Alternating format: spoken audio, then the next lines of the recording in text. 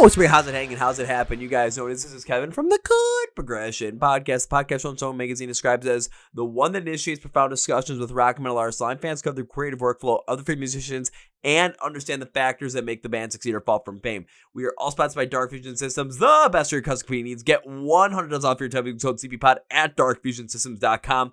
Links in the description of the podcast below.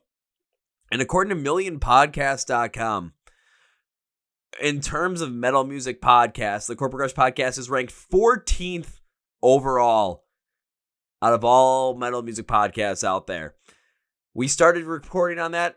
We were at like 21. We're at 14. We got 13 spots to go for the top spot, and we're going to get there. But let's go to our feature presentation. I had the pleasure of seeing this band back in August of 2025, thanks to Mr. Evan J. Thomas. We are on Badass Radio Network, thanks to him.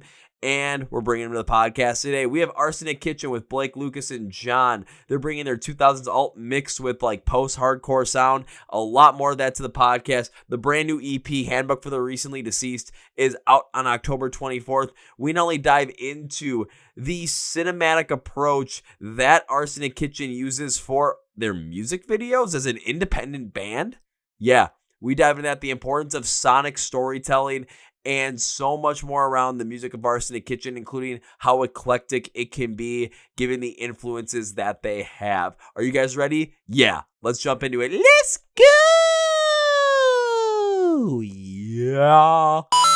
Well, ladies and gentlemen, boys and girls, listeners of the Chord Progression Podcast, a big shout has to go to Mr. Evan J. Thomas, who, when he was out with this band, as their driver said, hey, they're going to be in Milwaukee. Come on out to a show. Come and see him play live. Well, not only can see him play live in one of Milwaukee's finest dive bars, but they should be playing in dive bars. They should be playing at a lot bigger venue.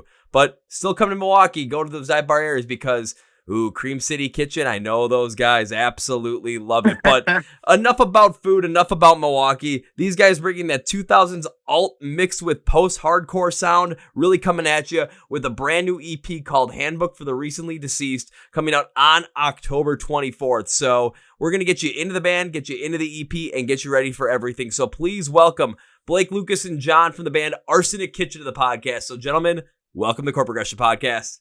Thanks for having us, man. Great to be here. Thanks for being on, guys. It's great to see you from the last time we actually got to see you play live in August. But just right now, we're right about to the release of the EP. Just how's everything going? How's life been? Been pretty good, man. Since tour, we've just been working on a lot of content, trying to up our live stream game. We just got like our little live stream room in our house all set up. So like we've been doing some pretty nice looking nice looking live streams that we've been trying to set up and stuff. So if anyone's interested, we always, post about when we're going to live stream the day before, and it's usually Thursdays. But yeah, if you want to catch us, that's where you can see us. Yeah. We also released the second single in the EP, Devil's Advocate, which is like part 2 of the little short film we have for the EP. Yeah. Each one is themed from a different, kind of roughly themed off a different Tim Burton movie. And this one is kind of a Sleepy Hollow, Big Fish sort of vibe. Sleepy Hollow, Big Fish vibe meets the ending scene of Beetlejuice, basically. Exactly, yeah. With the If Only was definitely very Beetlejuice themed, so we had to take that theme a little bit into the second one. Oh, absolutely, especially at the beginning of that short film, especially for the second part with Devil's Advocate, where you have the character coming into the set and basically like checking in, like if they was, checking in death and just trying to meet with your caseworker and just seeing the other people that are looking sickly, dying, sitting on a bench. It really reminds you of either the scene where the Maitlands are coming in and just trying to talk to their caseworker, or at the end where Beetlejuice gets his head shrunk in by the witch doctor because he steals his number. The production company, the people that own it and are like responsible for helping write pretty much everything we do visual wise. One of my favorite movies in the world is Beetlejuice and Beetlejuice 2, and his favorite movie is Beetlejuice. So he really put a lot of time and love into the references and theming. Hey, when you got something that can connect like that and has that idea and has that connection, you're going to get a lot of those references. You're going to get a lot of those subtle nods that a lot of people are going to end up connecting with and seeing, but they're not going to expect them. However, when it comes to releasing this EP and it comes to creating a short film around it by going with a full production company to make a video like this, What was that decision like for you guys, especially as a band really trying to make your name right now? I mean, we hit them up to we met them originally because the wife of it's basically a husband and wife that own it, and she was in one of our music videos as an actress, and she did makeup for us. And we found out she had a production company, and so we talked to them about basically just giving us advice on music videos and how we could go about it a little bit, better independently. Um, and over the course of us kind of getting advice from them, they were like, "Do you want us to just do it?" And they really liked all the ideas we had. They liked the kind of direction we're going in. They dig the music, so they wanted to come on board and be a part of it. And we did. Most of the music videos that we've done with them have been very cinematic, and that's kind of what we want for the band in general, is to be cinematic and theatrical, and tell stories and give like great visual experiences with all these music videos. And it's really just between the two of us, for lack of a better term, gotten away from us. Like we just, every time we do a new project, we make it bigger and crazier and more to the tune of like a film or a short story or a musical, because that's just it feels right for these projects. These guys are very talented. Like we've done our share of like just playthrough music videos. Like we did a few covers where we just kind of like were in a room playing to the music. They've done a few of those for us, but then at the same time, they were like trying to help us write stories to these other ones that were more serious, like, big project songs that we were working on, and they just delivered so well that like we want to keep working with them, and we got lots of great stuff planned with them in the future. So stay tuned. We want our music videos to be something that you could watch on mute. Yeah, exactly. Like the visuals are just as enjoying as the song is. That's something that really stands out as even further beyond an idea. Just you can watch these on mute as a potential idea just for the visualizations to really hit. The thing that's surprising the most, especially going into the Devil's Advocate video and that level of production, is doing research on your guys' band, knowing that you're an independent band, and being in this position, interviewing bands for, at this point, 6.5 years, seeing all different kind of bands come through. When it comes to the independent side, you never, ever really see anything like this, where they're putting that much time and effort into their videos and into the storytelling aspects. I have seen a lot of other bands do stuff like that, but they have the financial backing of a rather large label, or they have a consistency that allows them to consistently get a bigger and more massive budget into things like that. As, of course, a great example of that being Ice Nine Kills with what they did with the stories in The Silver Scream and Welcome to Horrorwood. However, it's huge inspiration for everything that we do. Yes, very much so. Oh, I'm not surprised, especially kind of bringing in some of those like little Tim Burton pieces in there. It adds to some of the aesthetic of how this could be played out. But again, it's still incredible to see that you guys are able to put so much time and effort into creating these stories, into creating these visualizations and these connective overall audio video pieces that not many bands at your level could produce at this point in time. Thank you. I mean, we're definitely lucky to work with the people that we do and create, $1 million music videos for, I don't even want to say a fraction of the cost, like this much of the cost of what they should be, and it's just because they're so immensely, ridiculously talented and believe in us and want to, come along for the ride. And yeah. Yeah, we try to surround ourselves with very talented people in both the audio-visual field as much as we can, because it's like we're kind of doing this on our own. So anyone that's going to like kind of help us be grassroots about it and just like build it up from nothing, like they believe in us. They understand the vision that we got, and it's like we couldn't ask for a better team to work with whenever it comes to all of that. It's like it's very important to us to try and make this as much of like it's just our project, but also with all these people involved now, it's like everyone's project together, and they believe in it, and they're really putting on their best performances, whether it's like producing this thing or actually acting in it or whatever it may be. Like they're killing it every single step of the way. So everyone on the team really takes all of our ideas and elevates them. And thoughts, and yeah, they really they bring them to life. Well, then you're definitely getting a whole immense amount of value from what you're doing for a fraction of the cost of what it should be Yeah. for acts that, again, I'm just going to use Ice Nine Kills as the perfect example. Seeing how much time and effort is put in those videos, they're incredible. They're amazing. The production is off the wall. The amount of talent that gets put in there is off the wall as well. But the price to do something like that has to be immensely high. To be able to create something of that quality as an independent band with people and other institutions around you that believe in you, and you're able to do it for a fraction cost based on everyone's talent and just ability to create at a level that might not be really seen anywhere else in the industry. Yeah. That is such a huge positive quality that you guys have as not only musicians with Arsenic Kitchen, but as presenters of stories, as storytellers through your music videos, and as a visually connective band, especially in a day and age where everybody is competing for everybody's attention every day of the week, every second of the day, no matter where you are, whether it's, you're a musician, you're an artist, or some crazy company that's trying to get you to buy whatever crappy product they're pushing with some AI dubbed over video that annoys the ever-loving hell out of you, but they have a lot of money behind it to do it. You're always competing for that attention, and the quality is going to be the thing that stands out the most in the end. And that's what these videos end up showing. I think so too, man. I mean, we're really trying not to squander the opportunities that are given to us, and really again, be around the best people that we can to help us make these productions as best as they possibly could be. So thank you all so much, and Burton Productions and the whole crew.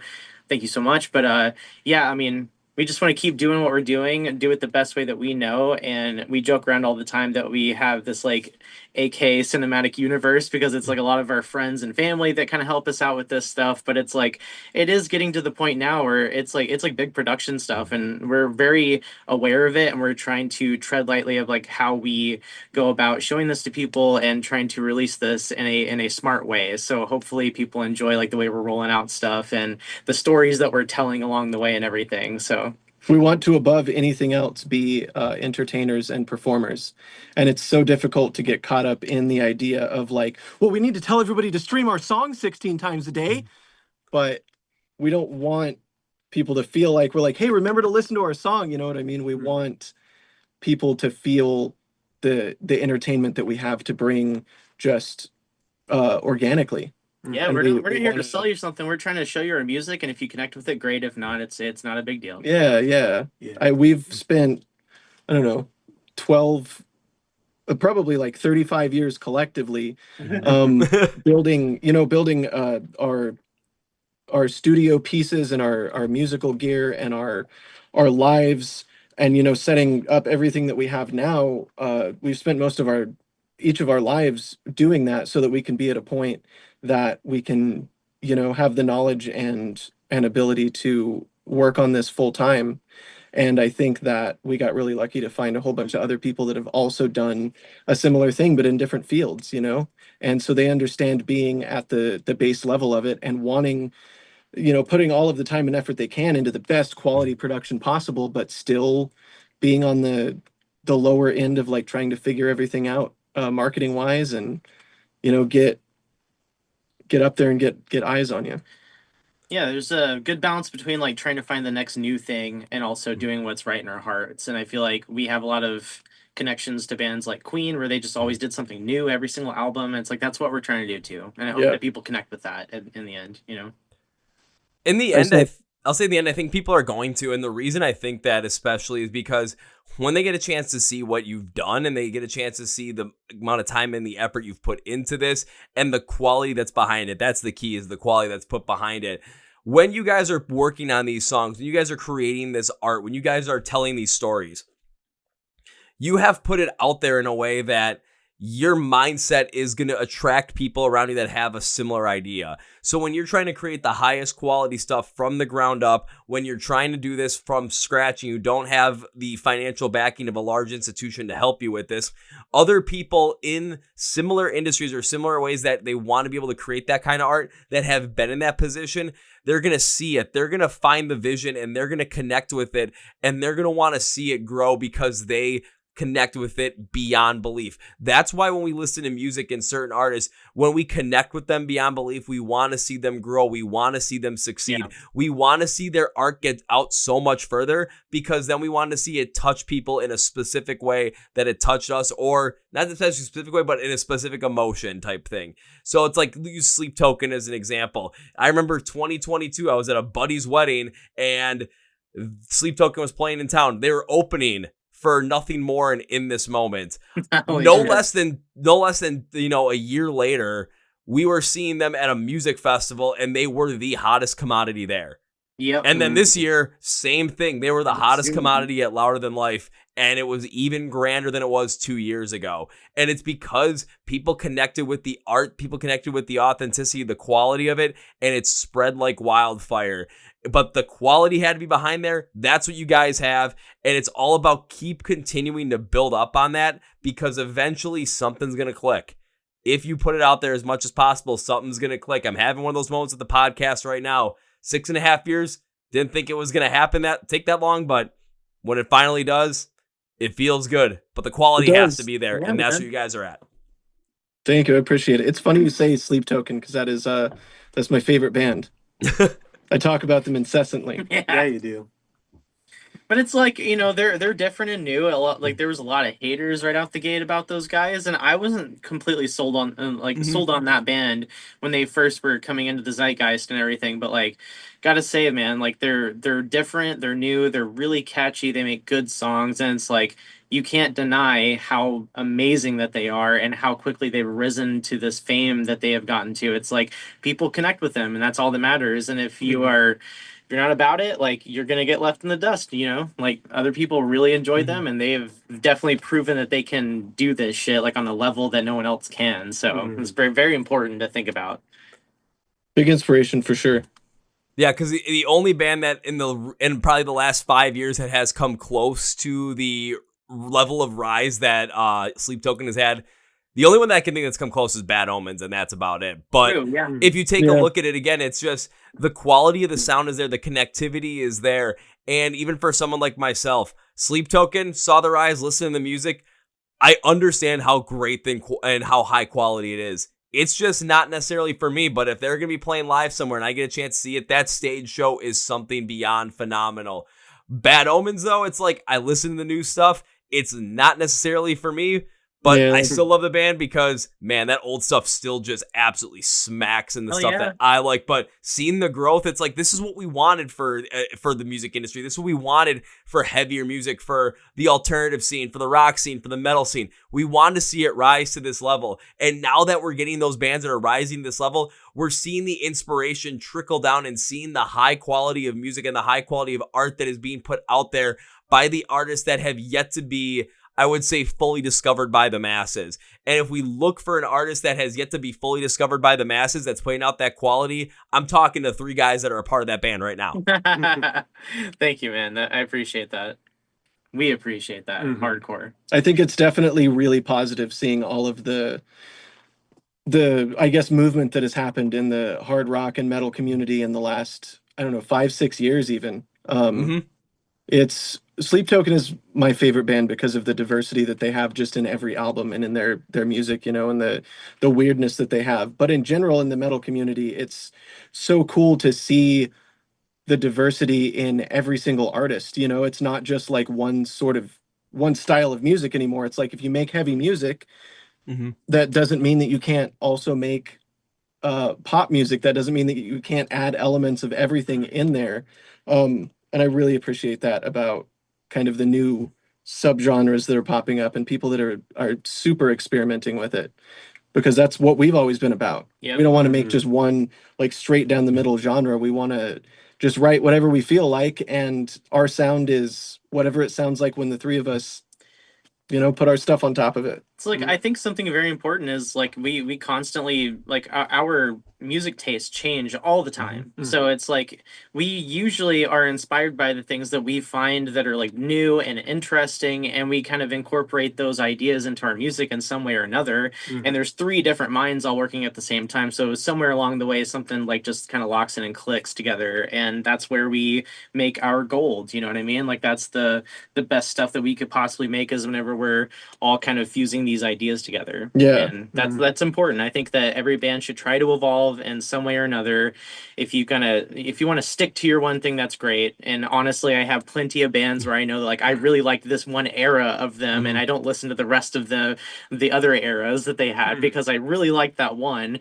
But, you know, I respect them for keep doing new stuff and trying to evolve into a different kind of band and new sound as they grow together. And I want that for us too. And any band that has had the power to stay around, in my opinion, for the last, I mean, for 5 or more years, since the beginning of popular music, you know, has evolved. Every 5 years or so, you have to change a little bit. You always have to change a little bit. And I think what you guys brought up too, where when it comes to as an artist, you know, your tastes are changing by yourselves as well.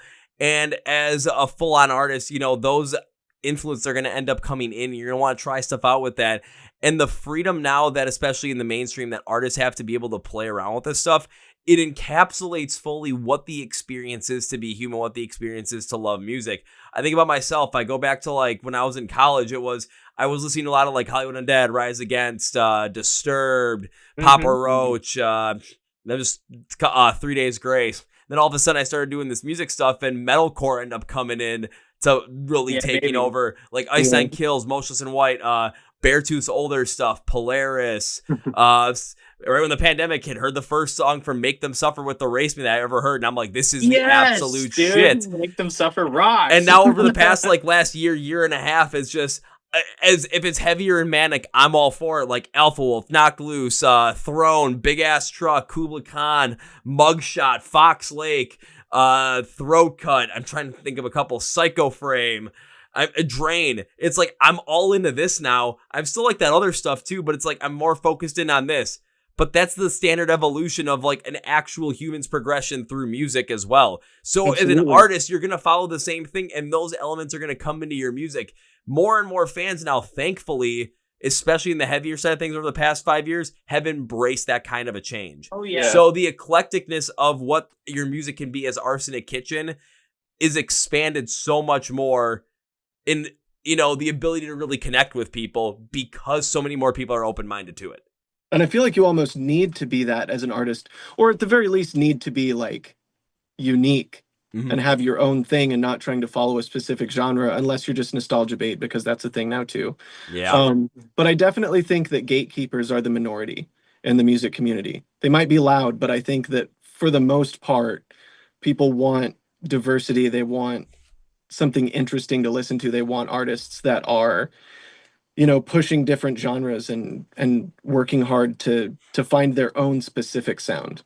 And it works really well for us because we all listen to vastly different, as far as our favorite artists go, they're all over the place. So it really helps when we each write a bit of a song. You know, that's our genre it's kind of figured itself out because we know what you know what I mean? Like we know what we want, and every song that we write ends up having a very specific sound that matches with all the other sounds because that's just how we write together now. Yeah, it's like if one of us is coming at a song and attacking it at this like particular like inspiration and they're trying to make this kind of feel out of it, if we hand it off to one of the other people in the band, we might interpret it another way. And then that ends up making like this really cool experimental thing that is like, that's the bread and butter, man. Like as long as you can make that stuff work, I think that's what makes you different. It's like I make this analogy all the time, but it's like whenever I was first learning to draw in school, like we would go to like the library and there's all these like books to like trace over stuff. And it's like tracing to learn an art style is perfectly okay as long as you use it to do something different. And I think this is a more exaggerated version of that. If you hand it off to someone else, it's like they can kind of manipulate that idea to something else and it ends up becoming something amazing. So we've had plenty of those ideas happen with us, especially writing the last year.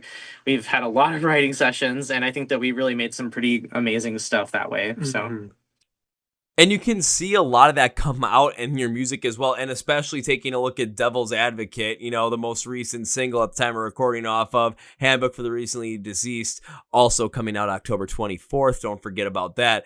But especially taking a look at it when I was looking through, not only the press release, but also kind of like the bio for the band online, thinking about, 2000s alternative sound mixing with post-hardcore. You listen to the song and you can see all the elements of it that are there, but you're not going with something so strict and rigid to the point where you listen to the rest of the music that you guys have and listening you guys play live as well personally, you're not going to find that like full on, it's going to sound exactly like this, it's going to follow this structure because this inspiration or this genre, subgenre feel makes sure that you contain these specific pieces. Like with Devil's Advocate, I'm like, it has this modern post-hardcore structure, but the overall tone and the overall way the guitar inflections work, it really fits that 2000s alternative style to be essentially a lot more emotive and especially a lot more grander. And you're seeing the vocals rise that way too, to be able to amplify out on that grandeur of emotion to the point where you get to the chorus, we're seeing some uncleans even come in there as well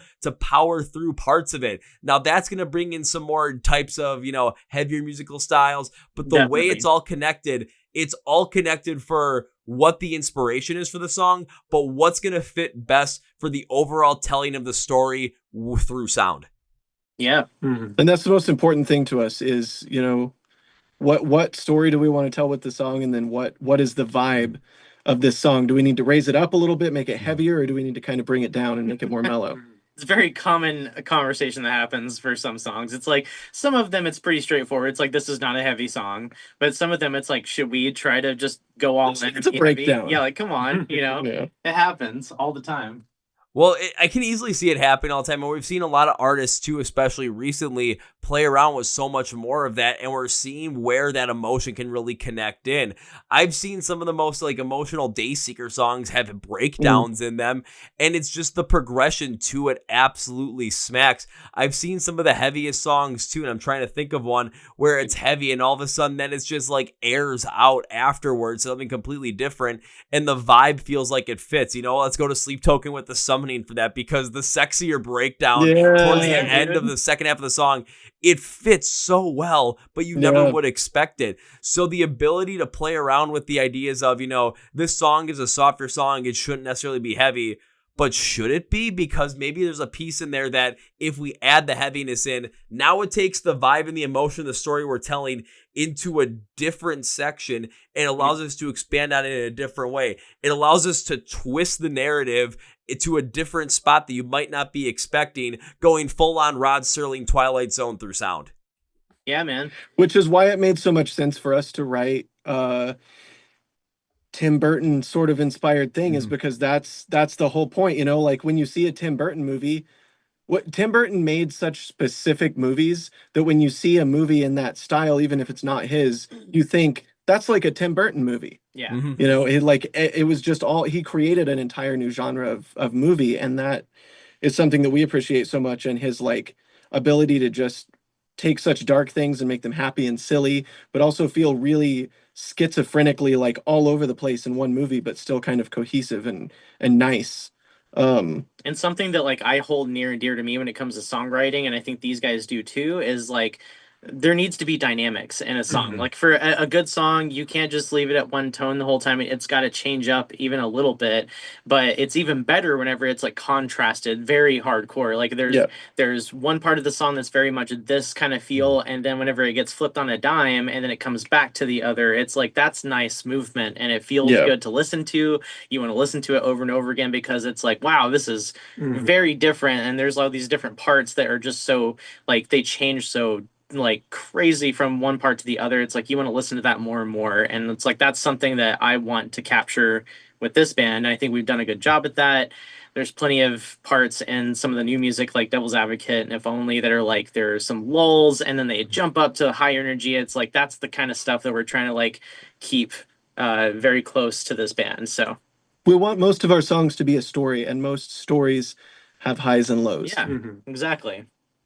That's a great way to put it. Most stories have highs and lows, so the contrast between those highs and lows needs to be shown. But the key is to make sure that those contrasts being shown are highlighting each other's moments and amplifying the opposite moment as well. I've seen plenty of songs, I've heard plenty of songs, I've reviewed plenty of songs that when they pull through those pieces of contrast, they do it so that, you know, you see that different place of emotion. But when it's at the detriment of the idea, or to have that contrast in there just to have it in there, now the overall flow of the song doesn't work. The story is all jumbled and mismatched, and you can't necessarily connect with it on a way where a much more careful use of contrast is going to pull out the highs. It's going to pull out the lows, and it's going to amplify both of them by comparing the two against each other and contrasting the two parts against each other. That's where you guys come in as artists to really make sure you have to understand what that story is and where those highs and lows come from and how those highs are going to amplify those lows when they come in and vice versa. Your care in this and the quality you put in your music, make sure that that's always the case. Yeah, man, it's a tightrope walk for sure. Always. There's a few different styles of writing that I try to follow, and I think that we kind of, you know, fall into, and that's, do you want it to be sad and make people cry? Do you want it to be super energetic and like this song is just about, you know, balls to the wall crazy, whether it be energetic and angry, or whether it's like upbeat party sort of song? Or do you want it to kind of shock people and like start off kind of slow and then, you know, confuse their emotions a little bit halfway through? And you're absolutely right, treating that contrast with care and knowing what fits the story the best and how to build up and then come back down and not feel too abrupt or make people feel like it's forced. Yeah. It's the tough part of sonic storytelling, but that's what the great musicians do, and that's what really stands out to make a great song. Well, you guys brought up, you know, Queen is, you know, another inspiration for kind of the idea around music. Think about Bohemian Rhapsody with the different parts that go in between there and how massively contrasting they are to each other. It doesn't seem like it makes sense, but the overall care and ingenuity that was put into that record by everybody in Queen, it is one of the most famous songs out there. When you look at it and listen to it, it's like, you know, if I wrote it down on paper and I gave it to somebody, they'd be looking at me like, this does not work at all. Then you listen, it's like, holy shit, this is great. And like a more modern example to something like that was a big part of my childhood was like the American Idiot album by Green Day. Yes.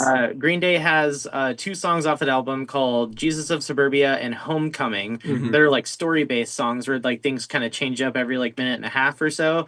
Those were like big inspirations to me growing up, just because I was like, I didn't know bands could do songs like this, and I didn't know they would be such an earworm to me. And it's like, we're not necessarily doing stuff on that level quite yet, and maybe we will one day, who knows? But it's like that kind of idea of like break the boundaries of a normal like pop song, where it doesn't have to be like a radio single of like, you know, 3 minutes, 2.5 minutes long. Like, let's do something special.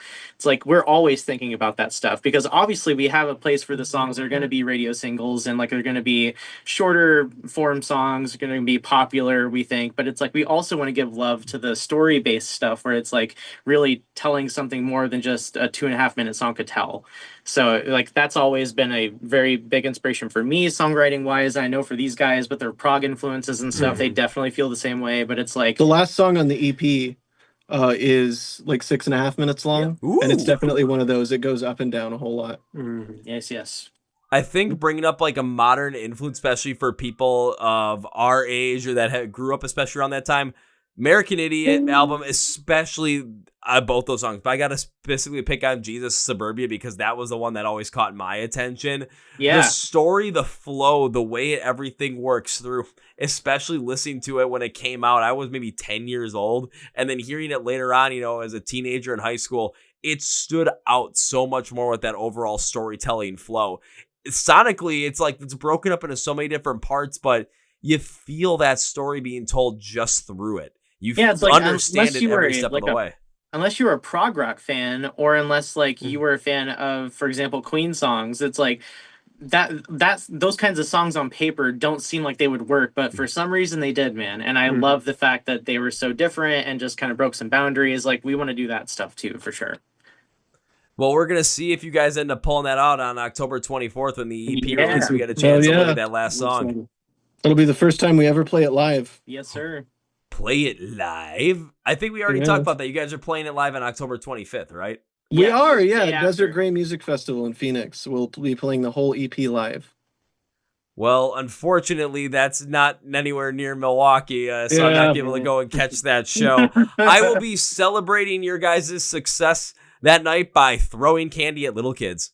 Hell yeah. I mean, we'll probably at the very least like live stream it for everyone. And so if anyone's interested, we can probably set up some phones on stage and live stream it for everyone. So keep tuned or keep in tune with like our social medias and stuff. And I'm sure we'll have something up that day. So Yep. So, of course, we got the EP coming out. We've got the show on the 25th in Phoenix for you guys to show off the EP, play it live for everybody for the first time. Not only that, but there might be live streams coming in. You guys said that you typically live stream, around once a week, typically on Thursdays. So there's a lot to still get into with Arsenic Kitchen. And by the time, the EP releases, we've got 2 months left in the entire year of 2025, which to me still seems really weird to say. But looking forward into the future, looking forward to 2026, what can we expect from you guys? Oh man, a whole bunch. Yeah, we've got we're working on a feature-length film right now, a full movie for the upcoming album. So it's going to be about an hour and a half long. We're still working on the lead that's going to be in it, but it's a feature-length film, a 17-song album about a casino heist. And it's going to be like in the style of, if you know American Satan or Purple Rain or that sort of thing. Kind of a half music videos, half musical, half Oceans kind of Ocean's influence movie. 11, Ocean's 8 sort of Half thing. musical, half music video, half Oceans, half man, half bear, half pig. Yeah. Exactly. I am super serial. That's planned for sometime around this time next year. Until then, though, we've got a lot of singles coming out and a lot of cool covers. We're working on the soundtrack for a couple movies. That we'll be doing. We're working on a soundtrack for a horror movie that we will be doing a couple music videos for. It is my dream and the dream of one of the videographers, the cinematographers that we work with, to shoot a horror movie, but as a music video. So we're really excited to do that. And that'll be fun. Yeah, basically just working on one-off singles and covers and all of that after the EP until we can finally unveil the story that is this album. The big project, yeah. We're gonna be working a lot of things in between, EP being released and that stuff going on. So please stay tuned, follow us. Hopefully some live stuff too. We're working on a couple tours. Yeah. But nothing that will be announced for the next few months. So. Alrighty, but that's going to be interesting to see how you guys play out throughout the next 12 months, and especially see what's going on with a full-length featured film that, again, half music video, half musical, half casino heist, the Man Bear Pig, Purple Rain style of the Arsenic Kitchen movie. That's going to be ridiculous, and I've never heard of a band that's really doing that, especially at the independent level, but holy shit, this could be something. It's going to be amazing. It's the team that we're working with is really absolutely ridiculous and dedicated as hell. Not taking near as much money as they should off of the front. We have a lot of people coming in that believe in it and just want to work on it for the love of, hopefully we can do something really big with it. And we're really optimistic about it. But there's a lot of sneak peeks and behind the scenes stuff that's up on everyone's social media. If anybody cares to kind of get an idea of what the vibe is, it's going to be amazing. I can't wait to be able to talk more about it. We love our cast and crew. We love Burton Productions. But if you want to see anything, like Blake said, just go check out our social medias. We got plenty of sneak peeks on there. Yeah, if you want to get a good idea what it might look like. Ooh, perfect. We got a place to go for sneak peeks and to get ready for this. But, gentlemen, before I wrap this up, I got one last question I want to ask you. Sure. It is a question I have been asking bands ever since I interviewed, I cannot remember the band's name, but I interviewed them while getting ready to go to the worst rock music festival of all time, Blue Ridge 2023. Oh, shit. So this question not only has gone through a lot, but is near and dear to my heart because it not only allows us as music fans to get to know more new music, but for you as music lovers to get us into more new music. Now I see 3 of you there. And I got to limit it to 3 total because otherwise we could be here all day. So that means 1 for each. So between the 3 of you, can you each name me a band or artist that you love that you would love to see more people get into right now? Absolutely. I guess I'll take this first. Go ahead. Because we just did a live stream talking about our top 5 albums of all time. Yep. And this band came up twice because I love them so much. If you're familiar with Dance Gavin Dance, they just got a new lead singer, Andrew Wells. I think he's a phenomenal vocalist, and he has his own solo project, I guess, called Idola. And they're incredible. They're like kind of a niche band, but I want more people to listen to them because they're post-hardcore, similar to Dance Gavin Dance, but I keep telling people there's this like narrative throughout their whole discography that's like really beautiful and like has a lot of great themes and lessons. So Idola is a band to check out for sure. It is some really incredible, so much talent in that band. Just, you got to check it out. Blake, what about you, buddy? Oh God. Might be, I don't know if a lot of people know who they are, but Oasis. No, there's a band that has inspired me for years. And I know that they still do a little bit. They should do a lot more. But they're called Tubbring. They're super weird, they're really theatrical. Every one of their albums is like completely different than the next one. But they're just amazing. They're fairly experimental. If you like bands like, I don't know, Mr. Bungle. Mm-hmm. They're kind of like that, but a little bit more. It kind of feels like a musical, but in an album. I love them.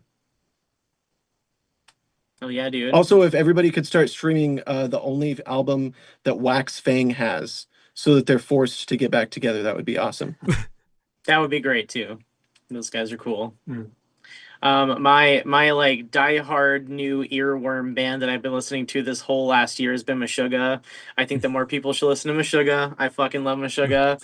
They kick ass. If you like prog, if you like metal, they're the band for you.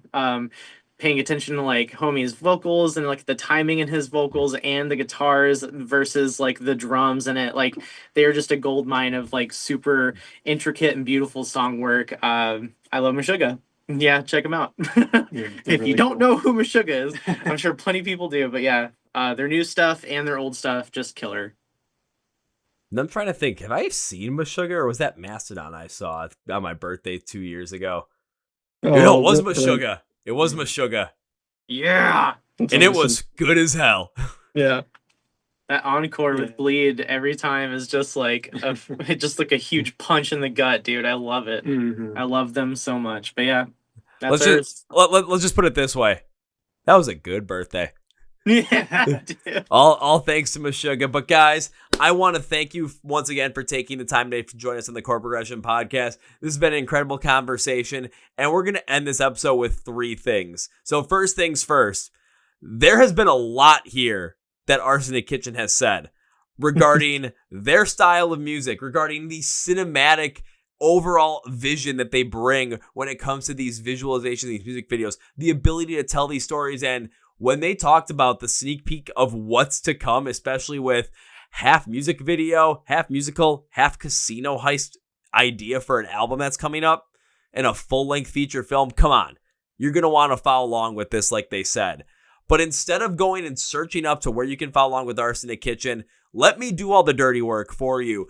Go to the description of the podcast where it says find Arsenic Kitchen online. Links, labels for everything going to be there for social media, YouTube, where you can find their music, stream it, listen to it, where you can find them play live, and where you can get some merch, support them as well. It's all going to be description of the podcast down below. I'm doing all the work. All you got to do is click and make sure you follow along.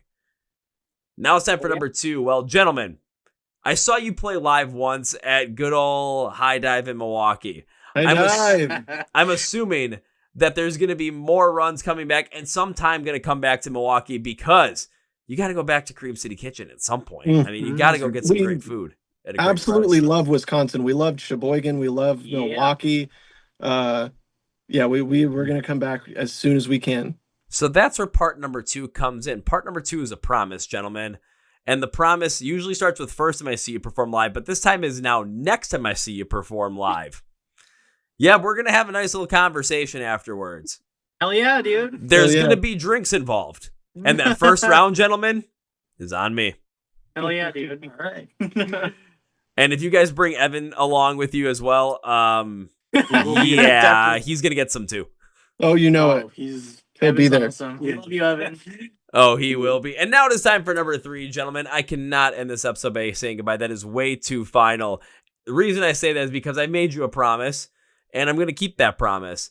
Beyond that, though, hearing what you guys got coming up for next year, how about we run this back next year when that video's ready to come out, when that album's ready to come out, and we talk all about it and get people even more psyched about it. Hell yeah, that sounds great Let's to me. do it. So goodbye. That's not right. That's way too final. We're going to end it by saying, I'll see you later. See you later, See man. you later. Woo! Well, folks, my interview with the boys in Arsenic Kitchen. Now it's time for Kevin's final thought. Just jumping into this and talking about the music videos that they were going with and seeing how cinematic it is and the storytelling and the production that's behind it. It's incredible. There's a lot of bands out there that don't put this much time and effort in their music videos that have a much larger budget. So when I first saw it, I was like, this is interesting. And then hearing the story behind it, that's incredible. You're seeing the amount of quality and care that Arsenic Kitchen is putting into the visual representation of their art and how they're able to do it on such an effective measure, especially in terms of cost.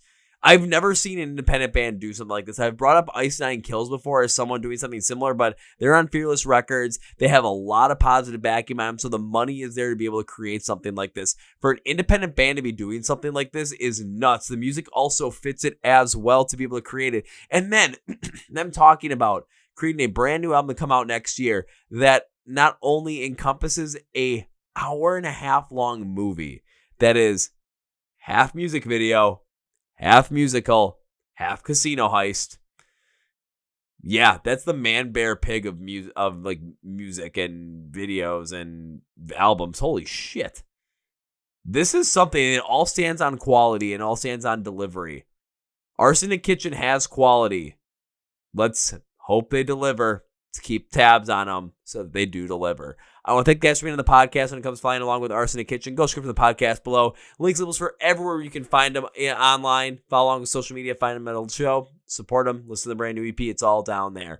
Please also subscribe to the Chord Progression Podcast on YouTube, which is right down here. Hit the follow button too, which is somewhere around here to make sure you're not missing on anything. Hit the like button as well to make sure you're following along and, liking these videos. Hit the like button on Spotify Podcast or the follow button there. Make sure you're pushing these episodes as far as you can. Really appreciate it.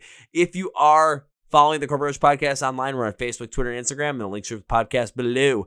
Thank you, boys, for coming on. See you next time when you're in Milwaukee, and see you next year when that absolute mammoth of a project comes out. We can talk all about it.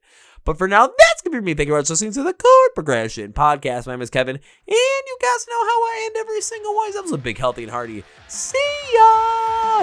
Yeah.